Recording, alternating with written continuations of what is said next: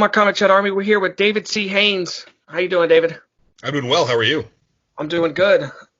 So, you told me off camera that you are a very interesting man. You've done a lot. I don't think I told you I was interesting. They'd be kind of like awful egoists. But Right. I've done some. Yeah. We've had fun. We've had fun over the years doing a bunch of different crap. Right. So I guess let's start with the comics. Yeah. Tell us about Rotten Tail. Oh God, Rotten Tail. Rotten Tail is a fun book. It's about a research scientist, Peter Cotton, who is researching infertility, and he wants to use rabbits to help couples have children. And the government finds out, and they take his research and try and create a super rabbit soldier that can breed in the field. Things go awry, of course, much like the Amazing Spider-Man or the Hulk. He gets infected with the serum and the rabbit, and he turns into Rotten Tail, the half-man, half-bunny being that it goes back to his hometown of Easter Falls to exact vengeance. And that's it's a lot of fun. So I wrote that. The art's by Kurt Belcher. The feature film is available. It was shot last year. It was in theaters last year. Stars Corin Nemec from Parker Lewis Can't Lose and SG-1 and Supernatural. And it's a wonderful, gory B-movie, absolute fun fest. And that is really, really kind of the highlight of the Source Point Press experience I've had. Where can people find the movie at now? Oh, they can find the movie, and they can find all of my books. I do everything through Source Point Press now. So they can go to sourcepoint.press and pick everything up. It's still streaming on Amazon, I believe. There's the special edition Blu-ray is available from Source Point specifically, though. All right. Might have to pick that up. Oh, it's a lot of fun. It's really disgusting. Is the book still ongoing, or is it finished?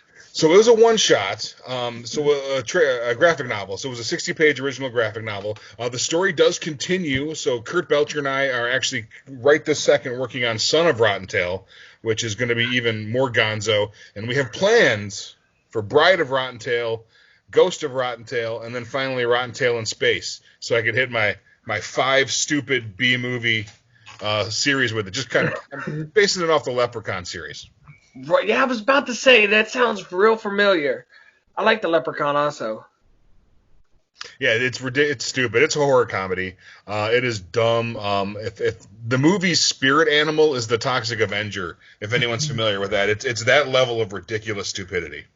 All right. And The Rot, we just reviewed The Rot the other day. I saw that. Thank you very much. Yeah, thank you. No, gosh, my pleasure. The Rot it's probably my. And it's been collected subsequently in a complete trade paperback. So if anyone goes to sourcepoint.press, they can get the complete Rot story. And that's about a man who essentially can control his own cancer and project it out onto people. Mm-hmm. And he wants to do the right thing, but heaven's after him, hell's after him. The CDC thinks he's a plague. And because of this, his natural criminal instincts have been augmented. And the basis behind it is that they were trying to find a cure for the cancer. But what they did, and the cure really was intended to augment his non-cancerous cells. So his body, what it did was it augmented everything.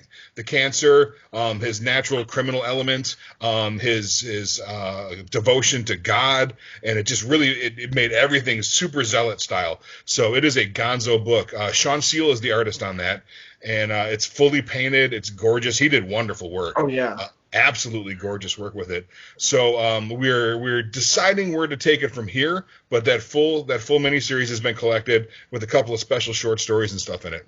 All right, yeah, we're going to have to pick up the rest of that.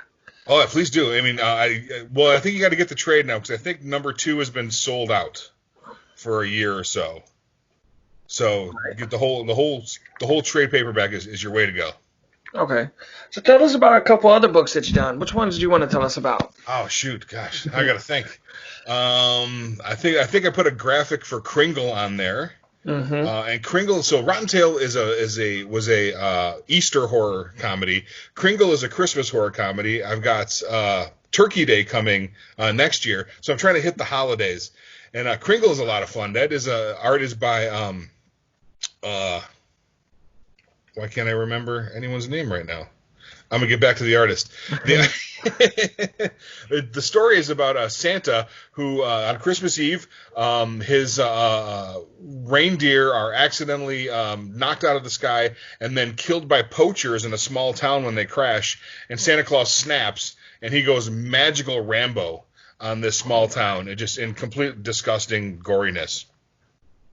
So that was a lot of fun. That's also a self-collected story. So I work a lot in graphic novels as opposed to doing series. So like Rotten Tail's an original graphic novel, Kringle's an original graphic novel.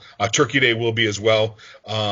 There's a new title out that's you can get right now called The Final Bloody War of Colton Myers, which is a fun supernatural western. Oh wait, I got one right there.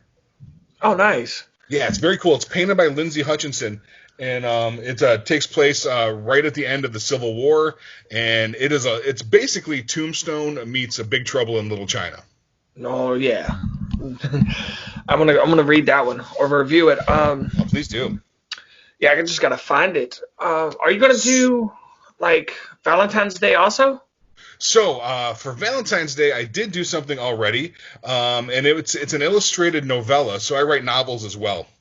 And this is a short novel. It's a comic book trade paperback sized, and it's illustrated with watercolor paintings from Sean Seal from The Rot.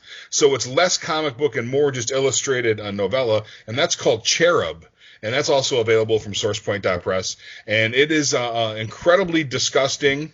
And all of these have ulterior themes too. So this one is about it takes the idea of Valentine's Day and a boy's love for his mother, and it wraps in some mental health issues that we're going through since the 80s in this country.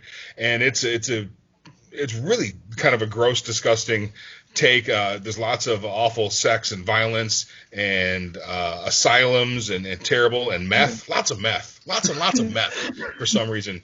And so Cherub is I wanted to do something that's really as anti-Valentine's Day as possible, the same way that Kringle is anti-Christmas and Rotten Tail is anti-Easter. So the best part about these is taking these things that we love, these holidays, these traditions that we think are that just shouldn't be moved, or we think they're very sacrosanct, and flipping them on their heads.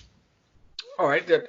Well, are you going to do one for St. Patrick's Day, or have you already done one? So that one's kind of I was avoiding the big ones. So the Leprechaun pretty much has a stranglehold on St. Patrick's Day. Halloween, everyone does a Halloween thing.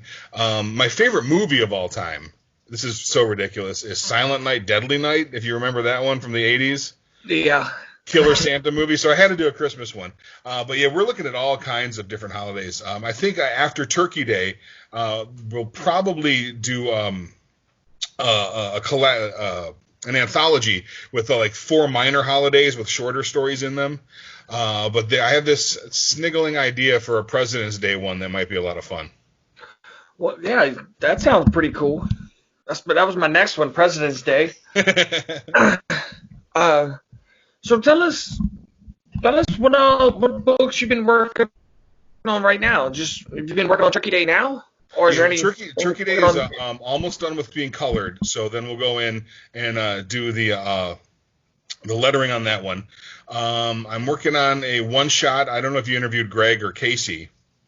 I don't think so. Yeah, Greg Wright or Casey Pierce. They'll be on your interview train sooner or later. They're other Source Point originals. So we're working on a collected one shot. In a couple of months, we're going to start soliciting what I think is probably my favorite thing I've ever done, and it's called Dial P for Peanuts. And it's like the Peanuts gang is all grown up, non-trademark infringing Peanuts gang. Right. Be very careful. And they all, as adults, have done horrible things. And they all get invited to this Agatha Christie type murder house, and are being bumped off one by one. And of course, we have to figure out who the murderer is. And so it's a lot of fun. Kurt Belcher did the art. We did it in a style like Charles Schultz-ish, like maybe Charles Schultz-ish grown up. Every page has 6 panels, like the newspaper, and it's it's very cool. It's very irreverent, very funny. There's a Jay Fosgitt cover. He did My Little Pony, Dead Duck and Zombie Chick. He does all kinds of stuff, variant covers for Marvel. So we've got a great Jay Fosgitt cover, and I think this one's going to be a lot of fun. Oh yeah, you're very creative. I like everything that you've told me. Sounds pretty good. Oh, thanks. Yeah. And you worked in movies too, right? Yeah, yeah. So Rotten Tail, of course, the movie we made, was the last one I wrote. But for about 20 years, I've been rattling around in the bargain basement horror movies. So here and there, doing a few things. I made about 100, mostly as an actor, starring in some Lionsgate movies and things like that.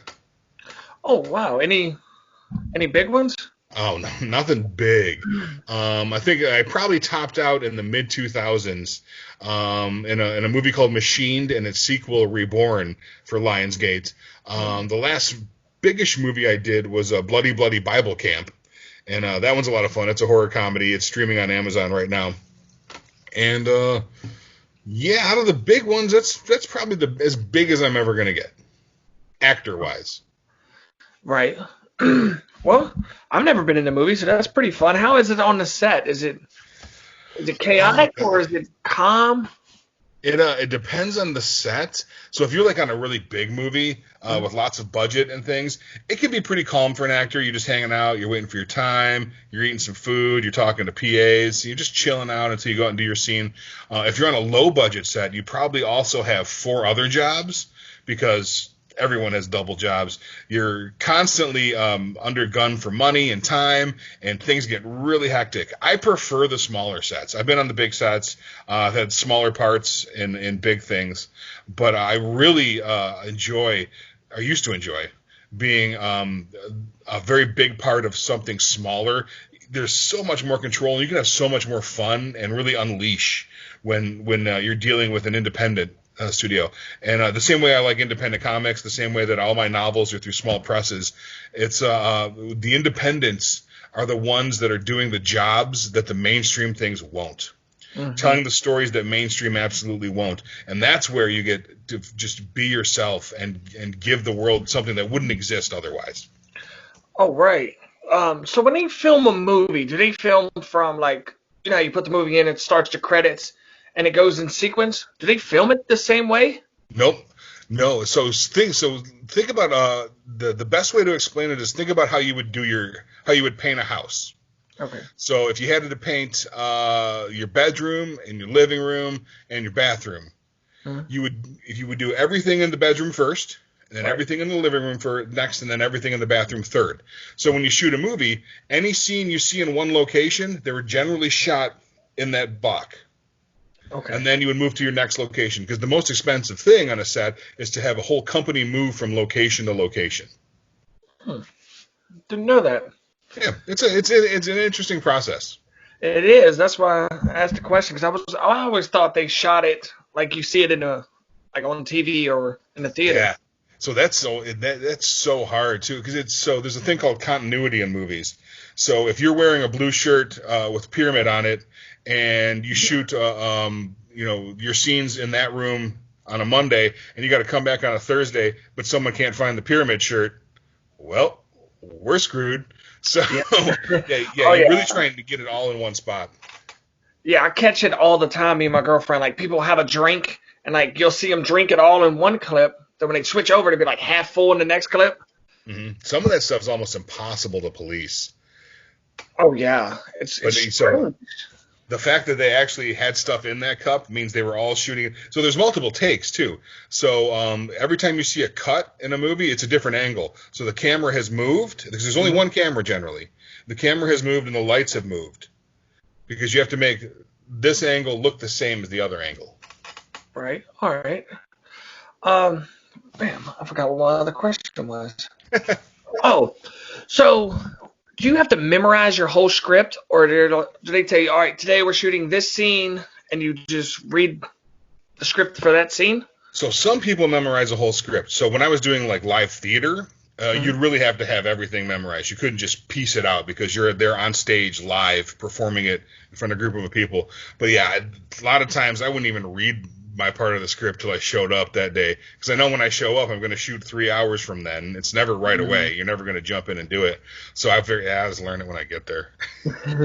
I usually played the maniac, the killer guy, or the dumb friend, so I never had a ton of dialogue. All right. And you said you're a novelist also. Yeah.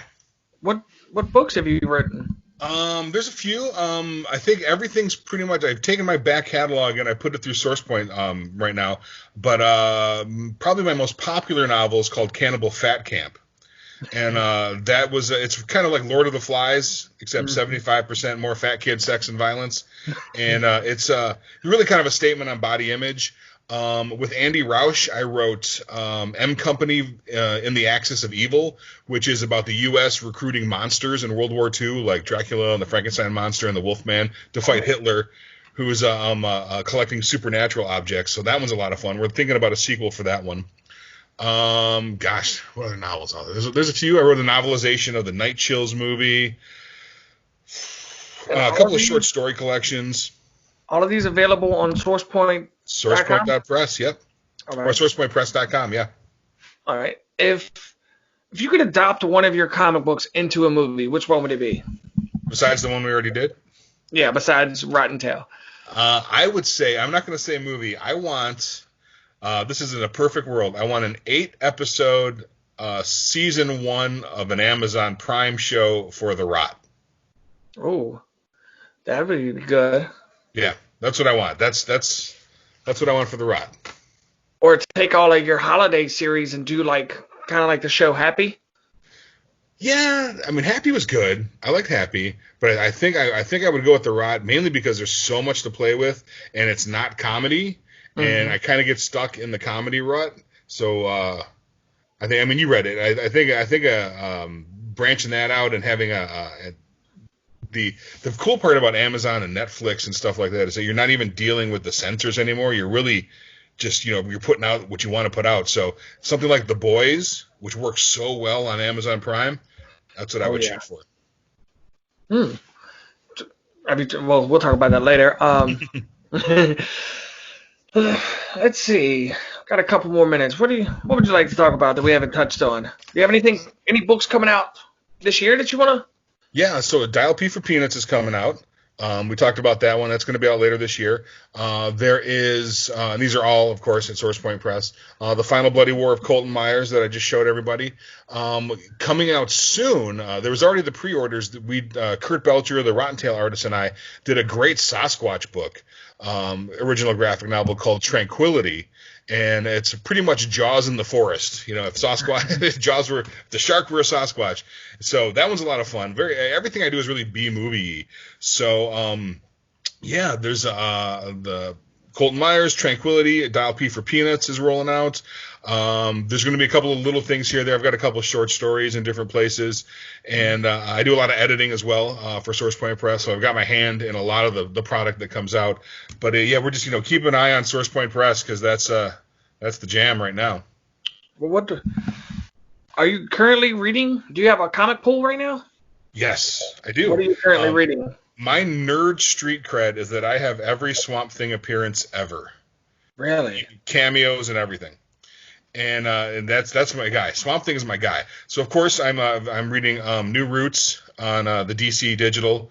Justice League Dark is on my pull list. What else is on my pull list? Pull list has been weird recently. Oh yeah. So, but yeah, I consistently get Justice League Dark. Anytime there's a Swamp Thing appearance in something, I get that pulled. So right now, that's pretty much where I'm leaving. Oh, and of course, Constantine, Hellblazer, that's on my pull list as well.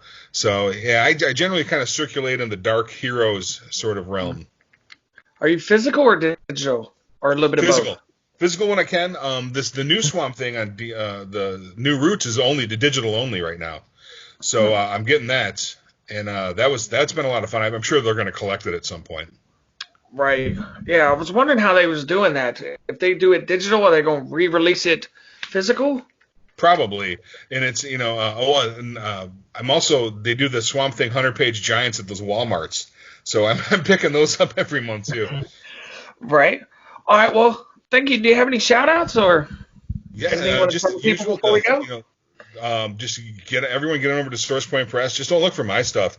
There's all kinds of cool things there. SourcePoint Press is also affiliated the same company as Deepwater Games. So if you're a board game person, so much cool stuff out there, as well as M3 Art. We make a lot of play mats and mouse pads and original art for game accessories. So lots of cool stuff is out there, and I just appreciate and thank you for having all these Source Point peeps on, because without you, there's no us. Right. Well, thank you.